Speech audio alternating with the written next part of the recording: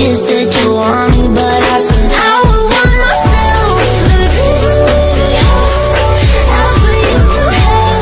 Just know me, yeah. Assalamualaikum warahmatullahi wabarakatuh. Halo teman-teman, kali ini saya akan membahas bagaimana cara menggeser gambar pada laptop. Simak ya video saya sampai akhir.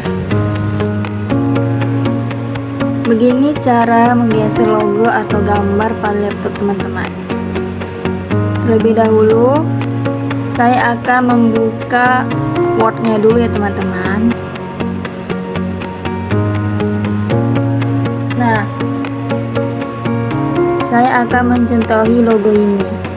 Nah, logo ini tidak bisa digerak-gerakkan kemana arah yang mau kita buat.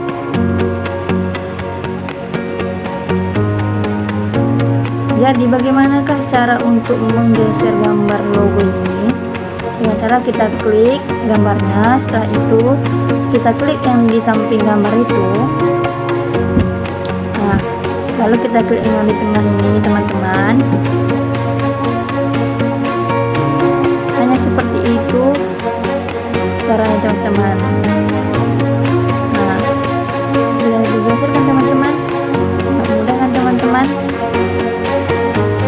Bisa digeserkan ke kanan, ke kiri, ke bawah, ke atas, yang mana yang kita inginkan.